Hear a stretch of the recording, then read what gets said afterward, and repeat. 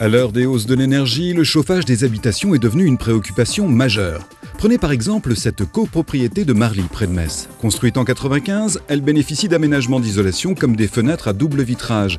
Mais côté chauffage, on avait opté pour une solution traditionnelle et peu efficace. C'était un immeuble sur lequel nous avions des problèmes de chaufferie depuis plusieurs années. Donc plutôt que de voir pour effectuer des réparations sommaires sur la chaufferie existante, on a envisagé le remplacement complet de la chaudière, des deux chaudières, des deux entrées de la résidence. Donc il se posait la question soit de remplacer les chaudières à l'identique, soit d'aller vers des chaudières plus performantes type condensation avec des hauts rendements. Les techniques de chauffage ont beaucoup évolué ces dernières années. Pompe à chaleur, puits canadien, centrale d'air ou chaudière, le choix de l'installation doit être dicté par l'usage et les conditions climatiques. Dans le cas de notre résidence, il a été décidé, après étude, d'opter pour une chaudière à condensation à gaz.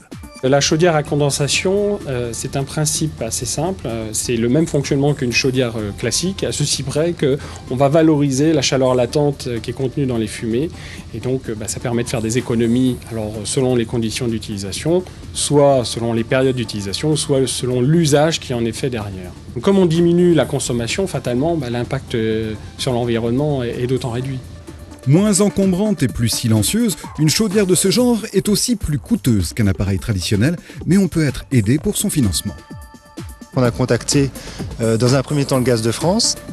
Donc, par l'intermédiaire du Gaz de France, on a réussi à obtenir un prêt bonifié, donc un prêt réalisé par la banque Solfia, avec des conditions plus intéressantes pour les copropriétaires et qui permettait également de financer le remplacement de cette chaudière. L'UEM a de son côté apporté une aide de 1 000 € pour la mise en place de ce chauffage à gaz. Un soutien logique pour un producteur d'énergie qui se veut responsable.